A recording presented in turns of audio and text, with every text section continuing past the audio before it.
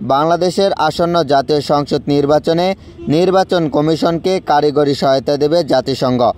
5ই October রাজধানীর গুলশানে বিএনপির চেয়ারপারসনের রাজনৈতিক কার্যালয়ে সাংবাদিকদের সঙ্গে আলাপকালে জাতিসংঘের ঢাকাস্থল আবাসিক সমন্বয়কারী গোয়েন লুইস এ তথ্য জানান।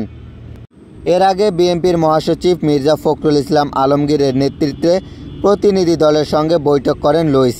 সেখানে নির্বাচন, গণতন্ত্র ও দেশের সাম্প্রতিক রাজনৈতিক প্রেক্ষাপট নিয়ে আলোচনা হয়। গোয়েন লুইস বলেন, আগামী নির্বাচন অত্যন্ত গুরুত্বপূর্ণ। এই নির্বাচনে জাতিসংঘের পক্ষ থেকে কারিগরি সহায়তা দেওয়া হবে। তিনি আশা প্রকাশ করেন, বাংলাদেশের সব রাজনৈতিক দলই আগামী সংসদ নির্বাচনে অংশ নেবে। এ সময় তিনি বাংলাদেশের রোহিঙ্গা সমস্যা প্রসঙ্গেও কথা বলেন। গোয়েন লুইস বলেন, রোহিঙ্গা সংকটের সমাধান এখন একটি বড় চ্যালেঞ্জ।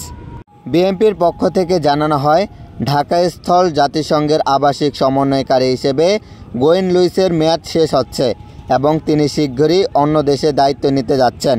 তার মেয়াদ উপলক্ষে এই বৈঠকের আয়োজন করা হয়।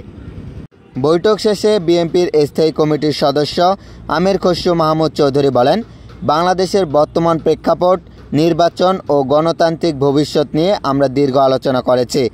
আলোচনার মূল বিষয় ছিল দেশের গণতান্ত্রিক শৃঙ্খলা পুনরুদ্ধার করা। তিনি আরও বলেন, আগামী ফেব্রুয়ারিতে যে নির্বাচন নিয়ে আলোচনা চলছে সেটিকে সফলভাবে সমাপ্ত করতে হলে সবার গ্রহণযোগ্য নিশ্চিত করতে হবে।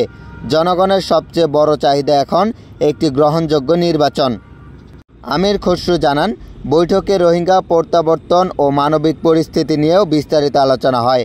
জাতিসংঘ রোহিঙ্গা শরণার্থীদের সহায়তায় বাংলাদেশের পাশে থাকবে বলেও আশ্বাস দিয়েছে। বিএনপির এই নেতা আরও বলেন, গোয়েন লুইস অতীতে গণতন্ত্র ও মানবাধিকারের পক্ষে সাহসী ভূমিকা পালন করেছে।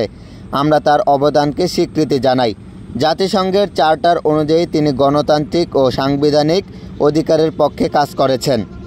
বৈঠকে আরও উপস্থিত ছিলেন বিএনপির ভারপ্রাপ্ত চেয়ারম্যান তারেক রহমানের আন্তর্জাতিক বিষয়ক উপদেষ্টা হুমায়ুন কবির, সাংগঠনিক সম্পাদক ও চেয়ারপারসনের পররাষ্ট্রনীতি বিষয়ক বিশেষ সহযোগী উপদেষ্টা কমিটির সদস্য শামা ওবায়েদ। সুপ্রিয় দর্শক, দেশ এবং বিদেশের সকল খবর সবার আগে পেতে আমাদের চ্যানেলটি সাবস্ক্রাইব করুন। Moniruzzaman, TVD news 24।